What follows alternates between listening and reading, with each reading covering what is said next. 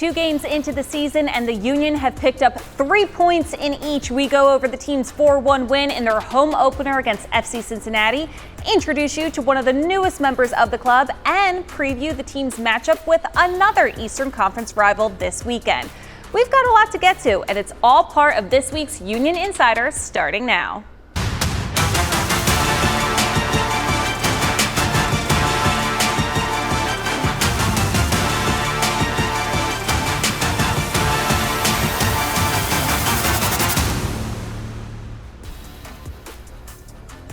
Hey everyone, welcome back to another episode of Union Insider presented by Independence Blue Cross. I'm Marisa Pilla. You know these guys, Sebastian Latou and Sheanon Williams. Happy to be back here.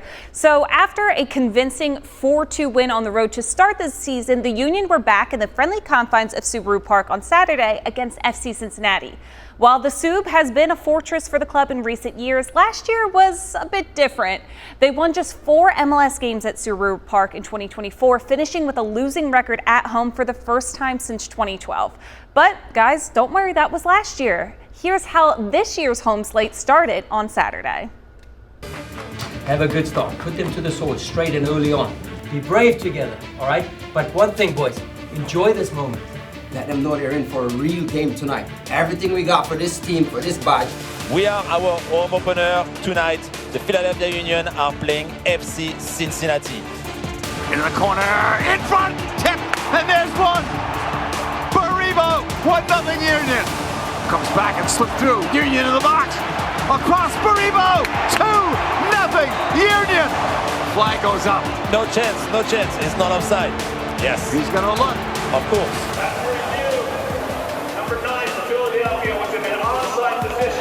Decision is a goal. You heard it.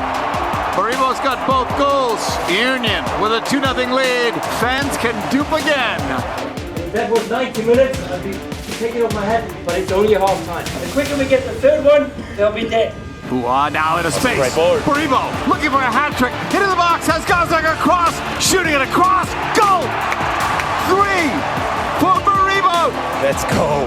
3-0 Union.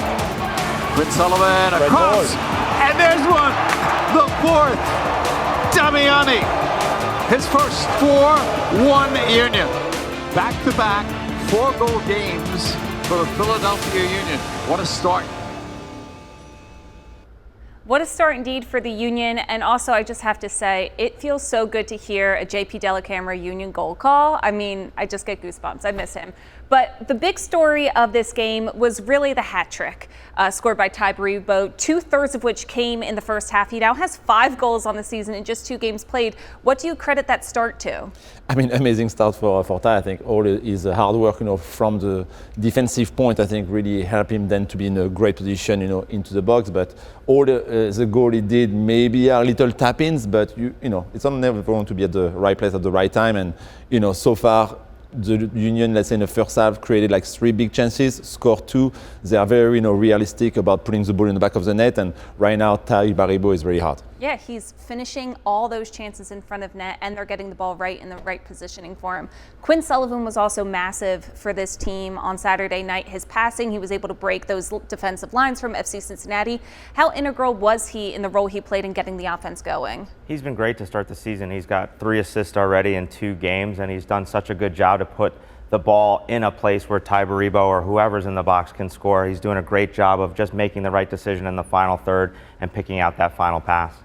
So we have to talk about the other goal scorer for the night. Just 1 goal, but still in his Union debut, Damiani scores a goal. We only saw 21 minutes of him, but what was your first impression? I mean, it was, of course, very positive to see him scoring after 20 minutes. And I have to tell you, being at the game with JP, it was cold. The weather was not really helping. So when you are sitting on a bench, for an hour and you have to come into that game, that's not easy because you feel cold. You need to kind of get the rhythm into it. But right at the end, almost at the last minute of the game, he's able to finish, another, great cross from Quinn Sullivan we talk about. And, I think it's a big weight off his shoulder, to kind of be at his first game, getting his first goal. Now, he can really be more, confident, having less pressure on him to, of course, keep going and helping the team scoring goals. Are you starting to get a sense of what this attack is going to look like as it develops under Bradley Carnell? I mean, you can see all the goals we saw this year, and there's a lot. After 2 games, we scored already 8 goals. It's, something amazing to start this way, and a lot of guys are involved, between the Gazdag of the assists in that game,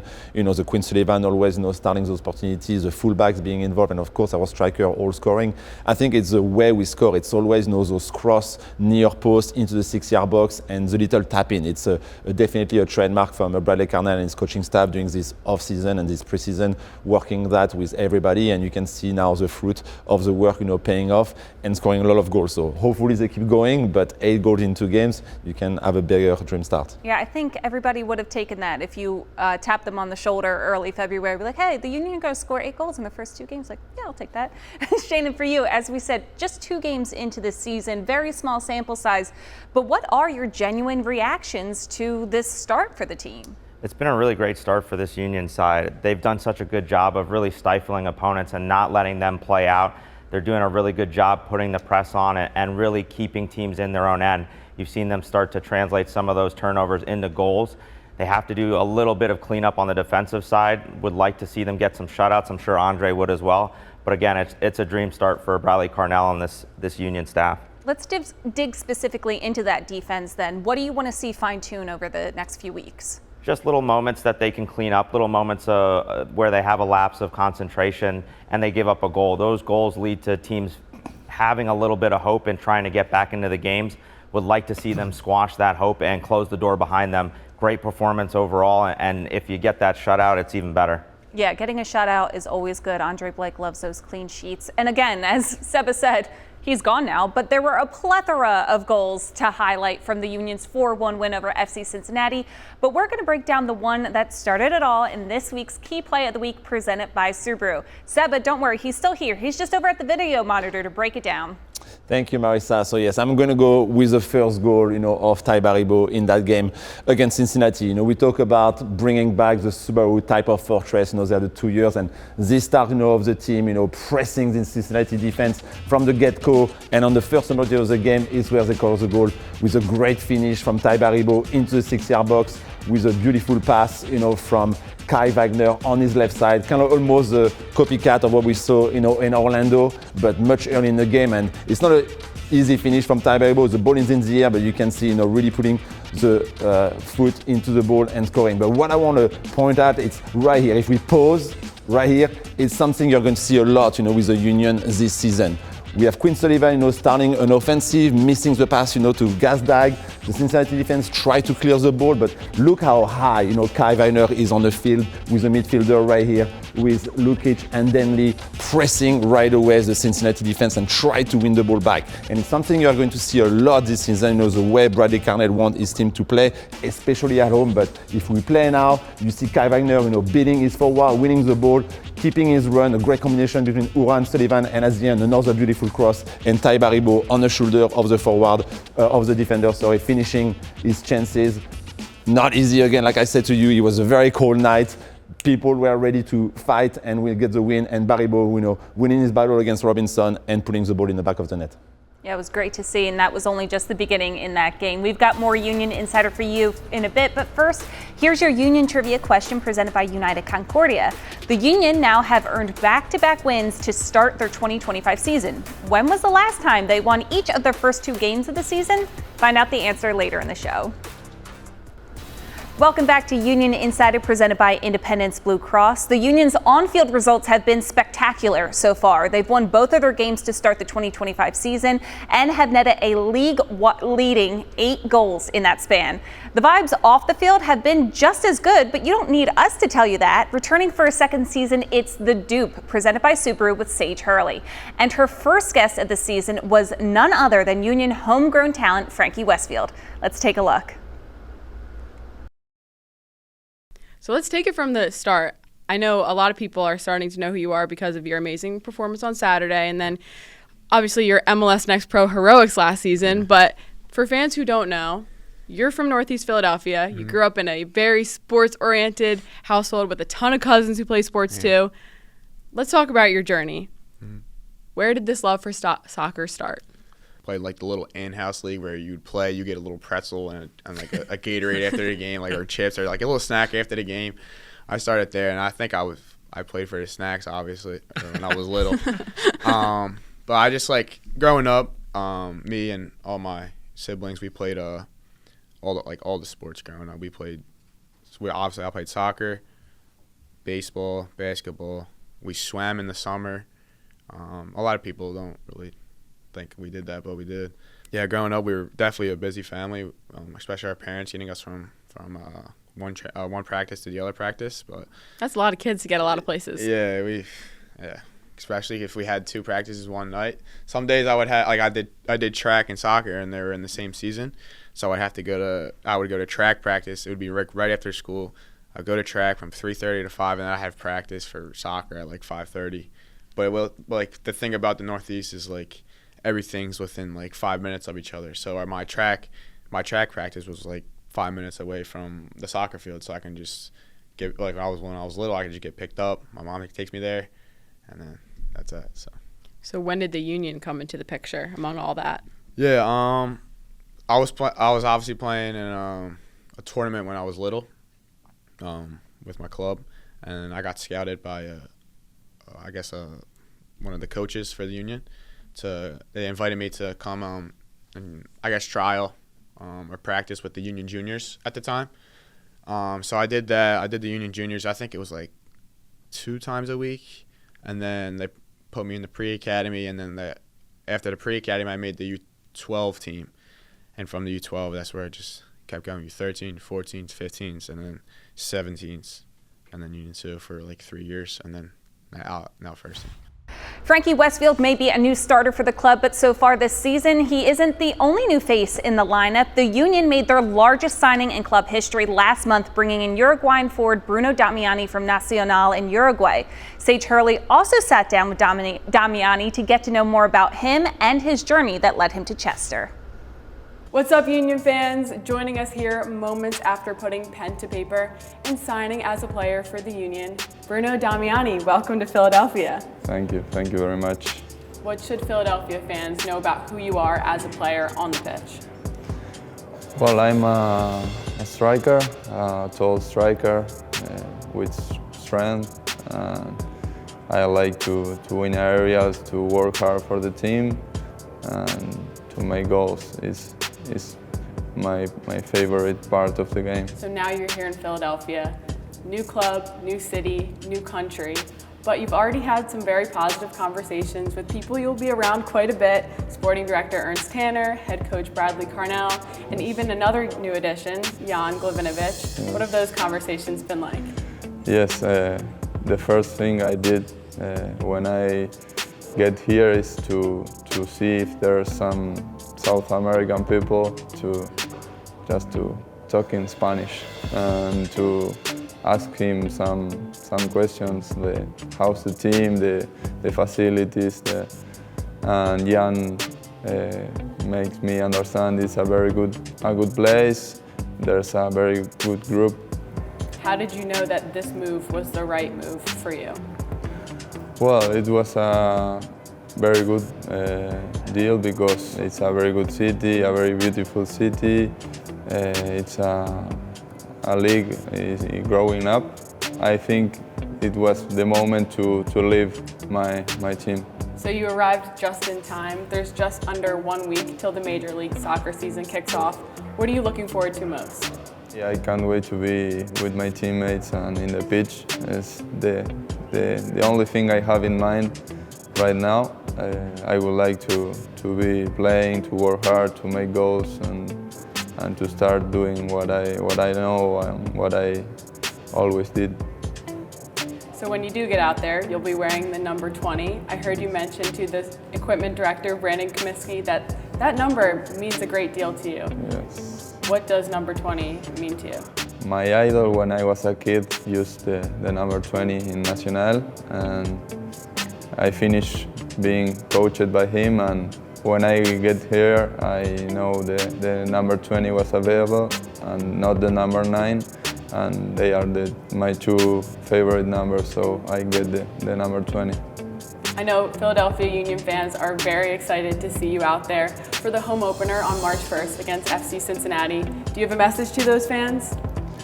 Well, I'm the first person wanting to get there to play on the game against Cincinnati. So I wish we would see you that day. We're coming up on a break for Union Insider, but when we return, we'll preview the Union's upcoming match this weekend against a familiar conference rival. We'll be right back after this. It's time now for this week's Union Update presented by Torque. The Union honored a broadcasting legend on Saturday as they officially renamed their television booth the JP Dellacamera Broadcast Booth. Dellacamera was the club's broadcaster from their first season in 2010 until the end of the 2022 season. Congrats to JP. Welcome back to Union Insider presented by Independence Blue Cross. Marisa Pilla here with Sebastian Letou and Sheanon Williams. And as we move into this weekend, it's time to give our preview of the Union's next game. It's a road tilt against New England Revolution in this week's Keys to the Game presented by Subaru. So Seba, what will your key be? I mean, since we started at the beginning of the season, and it's, I think, the first time for the Union to play on an artificial surface as a turf, my key is like they need to start to be comfortable from the beginning. I don't know what type of weather is going to be in Boston yet on Saturday. If it's rainy, if it's cold, the ball might bounce differently, so it can maybe affect a little bit like the West Union play when they start having the ball and get some position into the half of New England. So I will say be comfortable. Luckily, the team now has an indoor facility with Fifth Bank, in Chester, so they probably will practice on the field minimum one day before the game to be more comfortable. But it's a bit different when you are outdoor in this big NFL stadium, to make sure that you got the right bounce and the right timing when you are trying to do some passing and some running. Right, and couple that with new combinations and players playing together. You're still trying to get to know each other's cadences, but a new surface on top of that changes things. What about you for Sheanon? For me, it's going to be look to counter quickly. This is a New England team that's struggling to start the season. They like to leave a lot of numbers high when they turn the ball over. Can this Union team do a good job of winning the ball and then making good decisions to create chances? We've seen that happen so far at the beginning of this season in their past 2 games. Can they continue that trend and look to hit New England on the counterattack? Yeah, these two teams are kind of trending in different ways to start the season. Again, only 2 games in, but the Union, 8 goals so far, 2 wins. New England is winless.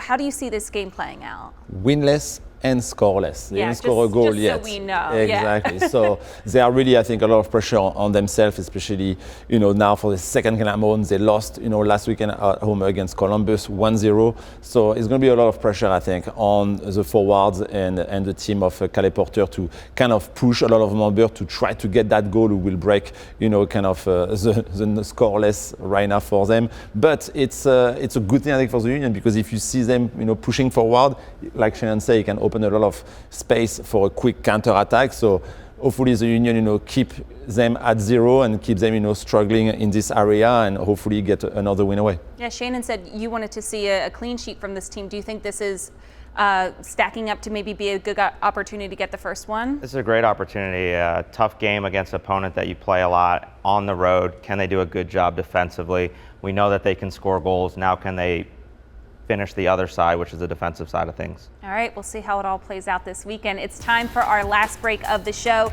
The guys will give their final thoughts on the Union's matchup this weekend versus the New England Revolution. Union Insider will wrap up right after this. Here's the answer to this week's Union Trivia question presented by United Concordia. The Union have won back-to-back games to start their season just one other time in club history, which happened in 2011. That year, the Union opened the season with a 1-0 win on the road against the Houston Dynamo, followed by a 1-0 home win against the Vancouver Whitecaps. All right, it's our final segment here on Union Insider presented by Independence Blue Cross, and it's time for these guys to share their final thoughts for the show as this week's final whistle is presented by Allstate. Sheanon, you are up first. What's your final thought? My final thought is just to keep going. They're on such a good path right now. They're a team's full of confidence. Can they bring that to New England with them and get their third win of the season? If they can do that, they're going to be flying high to start this season. Yeah, keep on keeping on. How about you, Yeah, I Seba? mean, I'm kind of with Sheanon, but at the same time, it's like when you start with 2 wins, can they make sure that they are still, hungry? They are still humble. They still want to keep pushing, especially against the team of New England, who has been, winless in 2 games. And they are at home.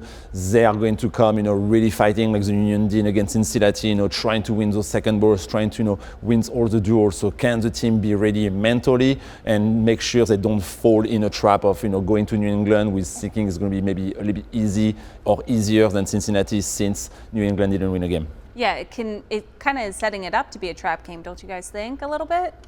It could be. It just like, again, with the weather, with all the little, the turf, like I talk about, all of those little details in a game that really doesn't concern, just the play, but it's all the mental aspect of this game. Is can the team stay together, like we saw, in the little report earlier in the show, that you can see the family, the group that really energized everybody. So there's always 1 or 2 guys who maybe are not at their best, but can they, they get this energy from everybody else, from the group and from the coaching staff to get another positive result. Yeah, it seems like Cardinal has a good way of rallying everybody before these games. That's going to do it for this one. The Union are on the road this week as they travel up north to take on the New England Revolution in Foxborough, Massachusetts.